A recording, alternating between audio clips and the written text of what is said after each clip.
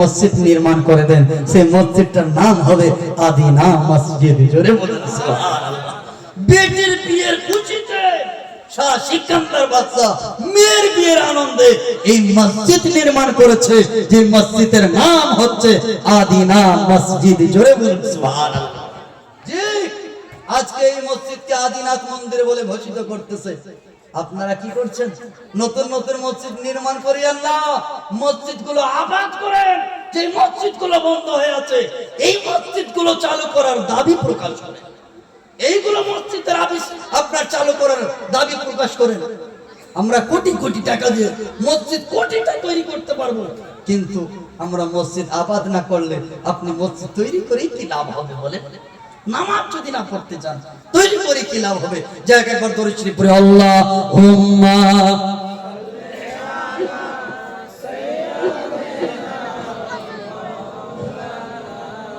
মুহাম্মাদ ওয়া আলা আলি সাইয়্যিদিনা মাওলানা মুহাম্মদ। ও মা বোনেরা, আমাদের শরীয়তের বিধানে আছে কোন মেয়ের যদি স্বামী মারা যায় 4 মাস 10 দিন নারী স্ত্রী শোক পালন করবে, তাই না? কদিন বলে? 4 মাস 10 দিন। কে পালন করবে? স্ত্রী।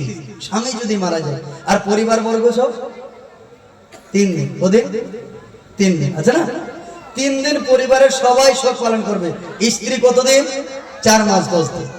আবার এই 4 মাস 10 দিনের মধ্যে কোন মহিলা, আমাদের সিস্টেম আছে না, সাদা শাড়ি পরবে, কোন রঙিন কাপড় পরবে না, অত চিরুনি করবে না, তেল মাথায় ওরকম মাখবে না, মেয়েরা খুশবু লাগাইতে পারবে না, খুশবু আতর ব্যবহার করবে না।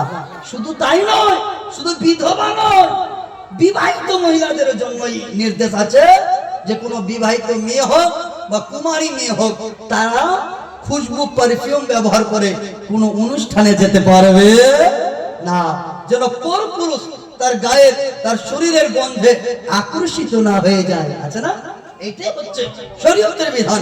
কিন্তু শুনুন, মা আমেনা কেমন ছিলেন? আমেনার স্বামী নাই, কিন্তু আমেনার সারা শরীরটা সুগন্ধ হয়ে গেছে। জোরে বলুন। কুরাইশ বংশের মহিলারা, আছে না, গোষ্ঠীর মায়া লোকগুলা, গোষ্ঠী, হ্যাঁ আমাদের গোষ্ঠী আপনাদের গোষ্ঠী বলেন তো, বংশের মহিলারা, মা আমিনার বংশ কুরাইশ বংশের মহিলারা সবাই কুয়া ঘাটে পানি আনতে গেছে। এক অপরের কানে বলে, ওরে বুবু রে, তোমরা জানো কি? বলে কিসের খবর?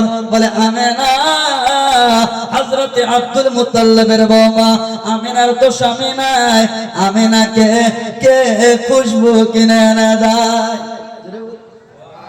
কে খুশবু দেয়? স্বামী তো নাই, তার তো স্বামী নাই, তার তো সুহার, তার পতি নাই, কে তাকে খুশবু দেয়? আতর কে দেয়? বলতেছে বুবু রে, তাই শুধু নয়, মা আমেনা যখন কুয়াতে পানি আনতে আসে, সকালে পানি আনতে আসতে গেলে সন্ধ্যা পর্যন্ত এই কুয়া ঘাটটা খুশবু সুগন্ধ হইতে থাকে। সুবহানাল্লাহ, সুবহানাল্লাহ। তাই শুধু নয়, মা আমেনা যেখানে থুতু ফেলে দেয় তার থুতুটা সুগন্ধ হইতে থাকে। আমেনা যে রাস্তা ধরে যায় রাস্তাটা সুগন্ধ হইতে থাকে। তার কুপর চুপকার কাপড় চুপর, তার চলাফেরা প্রত্যেকটা জায়গা সুগন্ধ হইতে থাকে। মা আমেনার ব্যাপারে সমস্ত কুরাইশ বংশের মহিলারা বলে, মা আমেনার শাশুড়ি আম্মা হযরতে আব্দুল মুত্তালিবের বিবি জান, নাম হচ্ছে হযরতে ফাতেমা। নবীর দাদির নাম কি বলেন তো? ফাতেমা। কি নাম? ফাতেমা। নবীর চাচির নাম বলেন? ফাতেমা।